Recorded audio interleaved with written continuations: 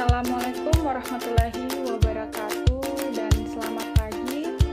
Baik, sebelumnya perkenalkan nama saya Nura Cira Safira dengan NPM 2410 605008 dari Fakultas Keguruan dan Ilmu Pendidikan, jurusan Pendidikan Guru Sekolah Dasar Universitas Borneo Tarakan.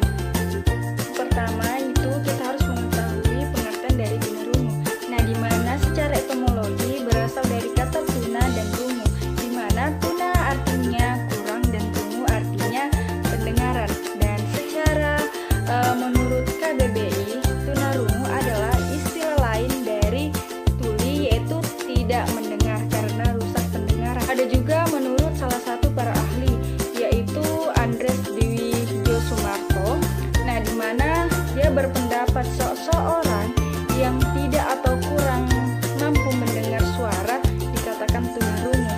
Nah, ketunarunguan ini dibedakan menjadi dua kategori, yaitu tuli dan kurang mendengar. Selanjutnya yaitu klasifikasi anak tunarungu berdasarkan kondisi tingkat kehilangan pendengaran, yaitu ada 5. Yang pertama, kondisi tunarungu sangat ringan dan di mana mereka kehilangan 27 sampai 40 desibel. Nah, ini termasuk dalam golongan yang masih mampu mendengar akan tetapi suara dalam jarak yang dekat. Yang kedua yaitu kondisi tunarungu ringan dan di mana kehilangan 41 sampai 55 desibel. Nah, di mana anak dalam kondisi ini sudah tidak dapat memahami percakapan dalam bentuk diskusi dan biasanya sudah membutuhkan alat bantu dengar dan terapi wiracara. Nah, terapi wiracara sudah dibutuhkan karena kurangnya kosakata yang masuk ke otak sehingga berpengaruh pada kemampuan bicara.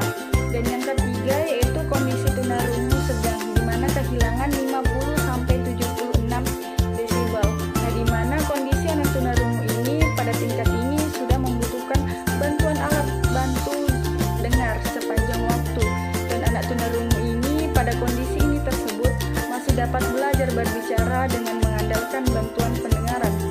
Dan yang keempat yaitu kondisi tunarungu berat di mana kehilangan 71 sampai 90 desibel. Tingkat ini anak dengan kondisi tunarungu tidak dapat belajar berkomunikasi tanpa ada teknik-teknik khusus dan secara edukatif. Anak dalam tingkatan ini sudah dianggap tuli. Nah, kebutuhan untuk belajar bahasa isyarat juga sudah mulai mengemukakan pada tingkat kondisi tersebut. Dan yang terakhir yaitu yang kelima, kondisi tunarungu yang parah atau tuli. Nah, di mana kehilangan di atas 90 desibel. Nah, pada sebagian kecil kelompok dalam tingkat ini mungkin masih dapat mendengar suara yang keras. Nah, akan tetapi orang tunarungu dalam tingkat ini cenderung untuk mengenali suara melalui getarannya daripada pola suaranya.